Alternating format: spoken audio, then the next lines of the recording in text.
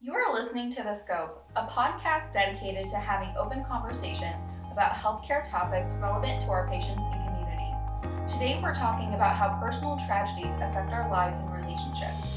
Let's get started. Today our guest is Phil Cox, Interim Director for the Auxiliary and Pastoral Care at Phelps Health. Welcome to our show today, Phil. Thank you. It's good to be here. Yes, very good to be back. So a lot of people may notice while watching this that you and I aren't wearing our masks. And the reason for that is because we're both fully vaccinated. Right. So because we're both fully vaccinated, we can be in a room together without our masks and we can have, I think, a deeper, more meaningful conversation. Yes, and I can hear you better. Yes, that's the main purpose, right? That's the most important part. Yes. And we can tell when we're laughing, or I can see what your face looks like. Right. It makes the conversation a little bit better. So today we're just going to dive right in. Phil, tell us a little bit about your role at Phelps Health and how it relates to personal tragedies that people face. Well, it relates for patients, obviously, they're being sick, and how they feel, and their diagnoses, what they're faced with, and for their families, pretty much the same thing. And then, of course, the staff and how they respond to various situations that come, whether it's just the day-to-day taking care of patients or the larger, more immediate things that happen that they have to deal with. And so we spend time with them as well.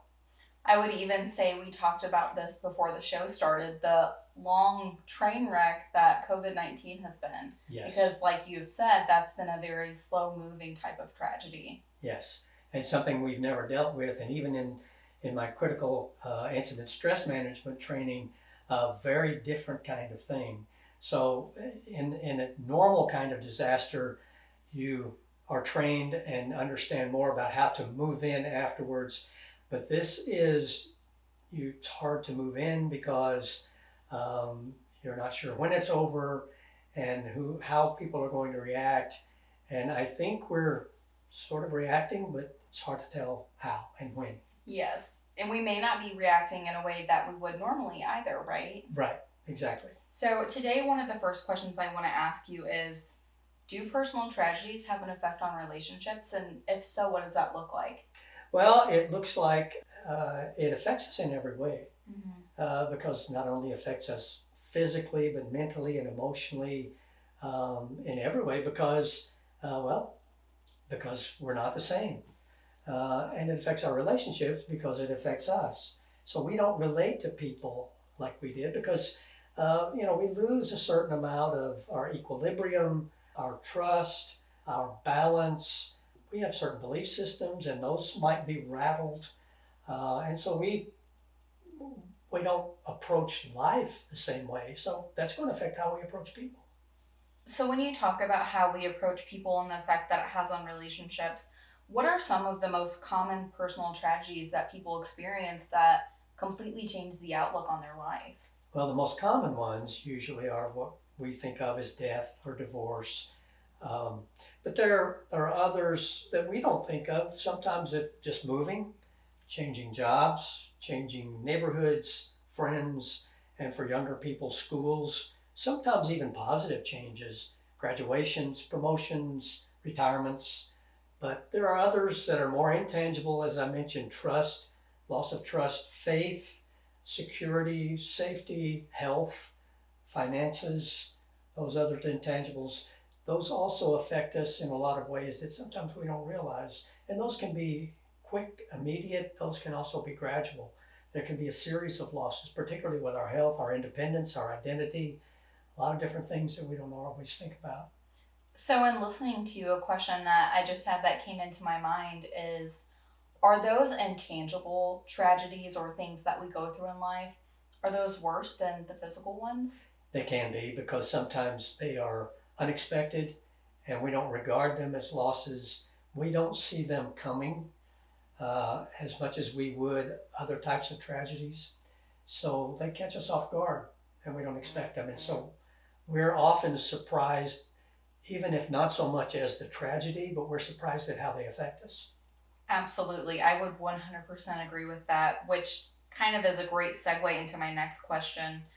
A personal tragedy that some people unfortunately suffer from is childhood PTSD, because often whenever we think about tragedy, I think we think about the death of a loved one, the loss of a job, maybe somebody's lost their house. We don't think about children necessarily in tragedy. So while CPTSD is not often talked about, in case studies it shows that the brain looks the same as those who have been in combat. So what does that look like for children and their relationships? Well, I've done quite a bit of looking into a Centers for Disease Control study in collaboration with Kaiser Permanente into adults. They surveyed over 17,000 adults in an area called adverse childhood experiences. And 2/3 of those adults surveyed said they had had at least one of those adverse childhood experiences having to do with either neglect or Abuse, maybe? abuse. And that could be various kinds, either whether it was directed at them or in the household, whether it was drug use in the household, someone else being abused. And almost 1/6 of them related more than one, sometimes 2 or 3 of these, and then how it affected them as they grew older. And I have an opportunity to meet with groups of these people a couple of times a week. And over the years, without my prompting, they relate to me the situations that they are in and the losses that have occurred sometimes when they were children. And I started making the connection between those losses and what they're involved in today. And I started realizing that, yes, some of these things go all the way back to when they were children and these experiences. And so these tragedies do affect us long term. Absolutely. I am a CASA advocate for children who are in the court system. Yes. And one part of our training was to figure out what our own adverse childhood experience score was, our ACE score. Yes. And it is always really interesting to me that the higher the number of your ACE score, the more likely you are to struggle in your adult life. Right. So to your point, we don't realize that these things that happen to us in our childhood or to our kids directly affect who they may become as adults. Right. So in psychology, moving on, there is a concept known as emotional resilience. Does everybody have the capacity to build this? Or are you just inherently born with it? What does that look like? I think some people naturally have a little bit more ability to resist things and are more resilient. I think we can build that in. I think we can start exposing people gradually to various things. I know when I have a volunteer chaplain, a person come to ask me about being a volunteer chaplain, sometimes very early in the conversation, I ask them, how are you in an emergency? And some of them are a little surprised about the question and they want to know what exactly does that mean. And so I'll describe things that they may be involved in or may be a part of to respond to. And some of them hadn't really thought about what that looks like and what that means. And most of them understand that and they are and want to be involved in that as far as ministry. And I've noticed a couple of them over the years haven't thought about it. They don't realize what they might be required to be involved in. But I think even with children, we can start talking to them very early on. For example, with nature, we can talk to them how the leaves turn from green to brown. We can spot, for example, in nature, a dead squirrel and talk about how the squirrel isn't moving and how in nature things are going to die. And then we can gradually relate that to people and how older people usually, nature, people go through a cycle. And so we can build that in to adults, I think, and to children as they get older.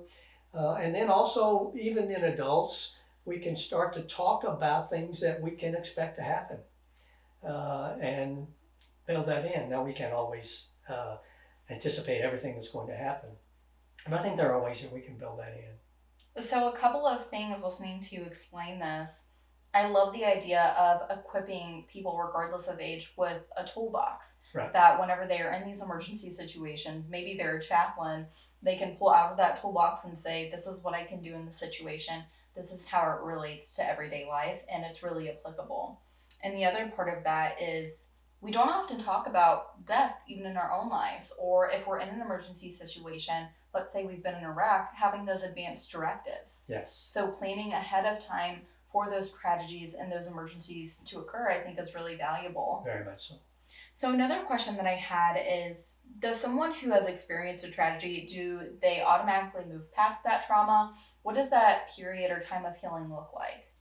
Well, it depends on the individual, but moving on, at least moving in some direction, I think is important. If we're not careful, we can just sort of get mired down and be stuck there. And if we don't have some sense of that we need to take some action of some kind to move forward, and it doesn't mean that's going to happen overnight. It's obviously not possible to just flip a switch and all of a sudden be okay. But I think it's important that we find a pathway somehow to move in some direction, that we don't just become stuck there, because that eventually can become our identity. If we're not careful, that this is who I am, this is how it's going to be, I'm just going to be miserable from now on. It's important not to stay there. Now, Phil, I have another question. Is tragedy unique to every person? Let's say somebody in the family dies, or there's been a car wreck, or whatever the situation may be, and there's a family of 10 people. Should they all respond the same way to that tragedy? No, there's no way they can. Emotions are unique. Everybody responds differently. If it's a person that they lost, for example, each person's relationship with that individual was different. It's unique. So to expect all of them to react the same way is not is doesn't even make sense. So it's going to be different, and our resilience is different. Our responses are all going to be unique. So, with that, what are some of the different types of outlets that somebody might have as they experience this tragedy? How do people cope differently? Well, some of them are going to be relatively harmless, and most of us have experienced some of these. You can just sort of withdraw, have a lot of alone time. Some people want to pass the time uh, watching movies. Some people eat more. Some people eat less. We do various things to try to uh, stem the pain, take our minds off of it. Others can do a little bit more harmful things, such as alcohol, other substances to try to cover up the pain, uh, IV drugs, all kinds of other harmful things. Some people resort, without even thinking about it, to anger, other types of emotional responses. So it's important that we be careful and keep an eye on what we're doing, or with others on what they're doing, to try to cope with this, because we all do that in different ways as well, depending on our background and our upbringing. And listening to you, I thought of an experience that happened in my own life where something had happened in our family, and I remember one of the family members saying, "Well, this affects me more. This is worse for me." How do you handle those types of situations? And I think that kind of stemmed from anger. It can be, right? And you can be angry at the other person because they don't seem to be responding Mm-hmm. as intensely as you are, and we may think they didn't care as much. We just have to learn to be okay with the fact that they are not responding maybe as outwardly emotionally. But again, we have to allow that their relationship is unique. Also, that they may have come away with in their lives that's sort of built into us some of the myths that, for example, if it's a male, they're not supposed to cry in front of people, they can't show their emotions, and all those things that we pick up as we grow up. And so maybe they just don't want to. And maybe there are other times when they're not near you that they do show those emotions. So we also have to allow for that. So there are different reasons we don't see that in them. We just maybe need to let them know that it's okay if you feel that way, but also we have to let it be okay if they don't. That also makes me think about, we've talked about this in so many other podcasts and radio shows. Whenever we're supporting family members or friends who have experienced a tragedy, regardless of the level of tragedy, why is it so important to not say, "Well, you'll be okay. Well, it'll be all right." Well, because it may not be for a while and we don't know when it will be. So we just sit, listen, support them. If they want to talk about it, let them talk about it. Um, Maybe suggest a few open-ended things. Do you want to go somewhere? Do you want to do something? If not, that's fine. Just allow them, give them an opportunity to give voice to what they're feeling.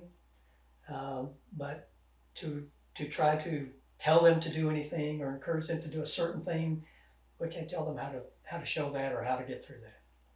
You talked about listening, and I know you often say everybody just needs a good listening too, right? Right. So what does active listening look like, regardless of whether there's a tragedy? A lot of people aren't good at this. That's true. Well, one thing is to stay in the moment. It's easy for us if we don't feel what they're feeling, because we can't always. We don't always understand how they're feeling, is to maintain, it doesn't always have to be eye contact, but let them know that we're with them. Sometimes just paraphrasing what they say, or when they tell us something, it sounds like you're feeling very frustrated, sounds like you're feeling alone, or it sounds like you're feeling very angry. Sounds like you're feeling like you wish you could be elsewhere. Whatever it is they're telling you. Now, if you do that robotically, then it's going to sound like that you're not really listening. But you can paraphrase, sometimes even repeating the last three things that they say, in ways to let them know you're with them, but staying in the moment. And if you find yourself drifting, then apologize and let them know, I'm sorry, I didn't hear that. Forgive me, I'm with you. Just let them know that you're there. I'm laughing in my head as you say this because I've heard you give this great piece of advice so many times, and I've started using it in my marriage. And my marriage, I feel like, has become more fruitful because my husband, Davin, whenever he is struggling with something, he is not the first person to talk about his feelings. He's almost a little apathetic. This is what happened, this is what it is, and he moves on, which is really great. But I've started saying things like, that seems really difficult, or tell me more about that. Instead of saying, this is how I would fix it, Davin, I've taken a step back, and whenever I say that, I notice that he talks more about whatever he's going through, and he doesn't need me to give him a solution. Right. He just wants to talk about whatever happened. Right. Yeah, so it works really well in practice.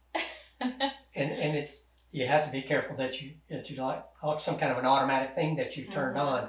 But I've learned it from other people too. Tell me more about that.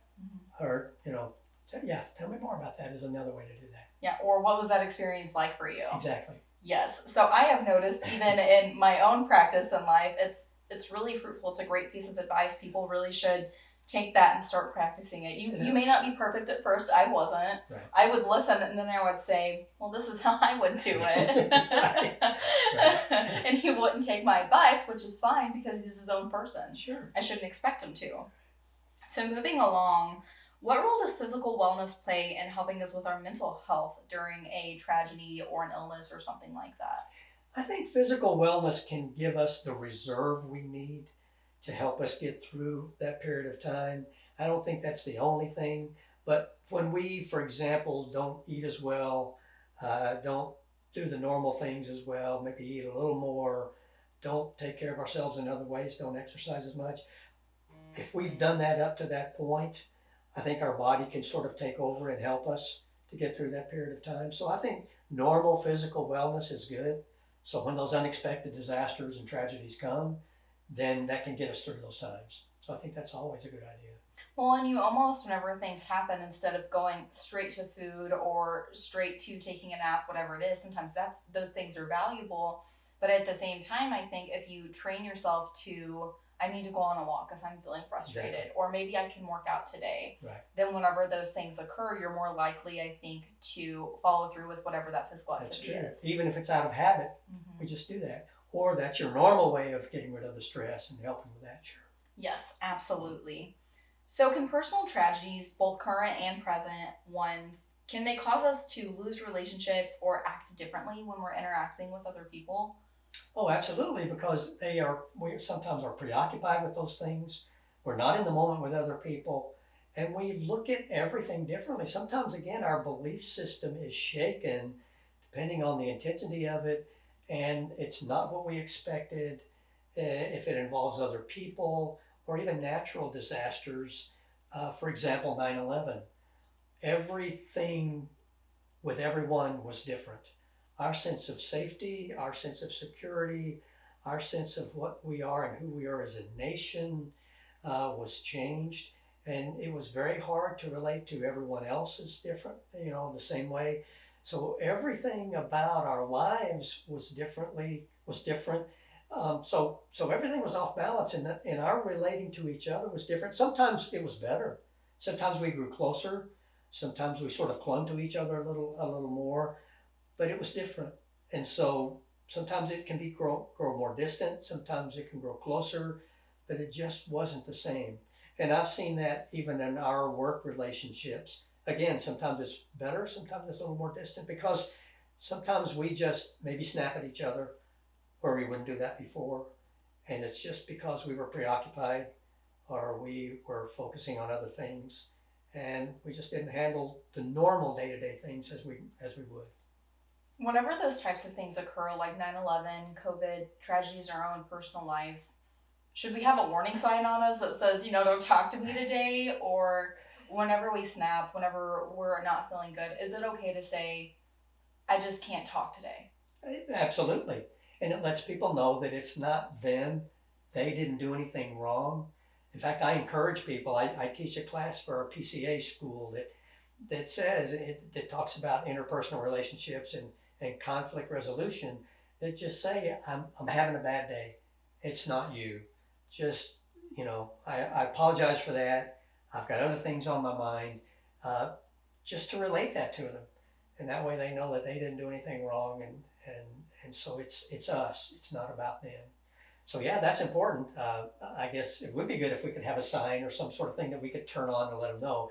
But it's important to let people know I've really got something else going on. And maybe it's something that they could listen and help us with, or just hear the story and we might feel better. No, I think that's a really great piece of advice. So something that has recently happened in my own life, again, putting this into practice, I had woken up early last Saturday and taken the dogs on a walk.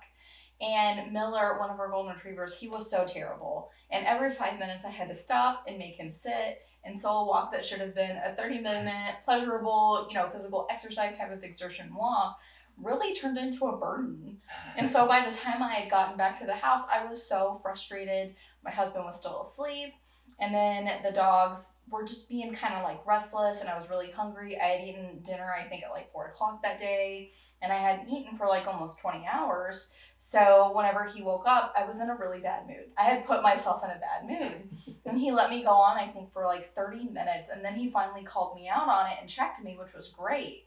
And I said, I think I'm just struggling today. I think I'm hungry. I think Miller frustrated me, and I'm sorry. It has nothing to do with you. Right. Unfortunately, this is just the outlet that I chose, which wasn't appropriate, but it wasn't bad to be called out. Sure. And once I ate, I was fine. Yeah. Right. So I've got one more question before we finish up. What can tragedy teach us, both about ourselves and others? Well, it teaches us first that no one's immune. No one's exempt from tragedy. They will happen to everyone at some point, and usually many points in their lives. So we just need to recognize that, and I don't necessarily say anticipate them, because then we'll always be on edge, but just recognize that those things are going to come.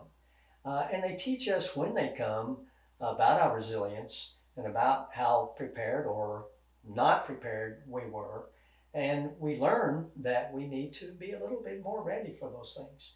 So they teach us first that they're going to happen to all of us, and that no one's exempt from those things. Yeah, we're all human, right? We're all human. That's Yes. right. And whether we bring them on or whether they're just going to happen from outside of us, they're going to happen. Great. Well, Phil, I think I learned a lot from you. I hope our listeners did as well today. Well, I hope so too. Hopefully they enjoyed my stories and putting it into practice. So thanks so much for tuning into The Scope. If you liked our show and would like to know more, check out phelpshealth.org.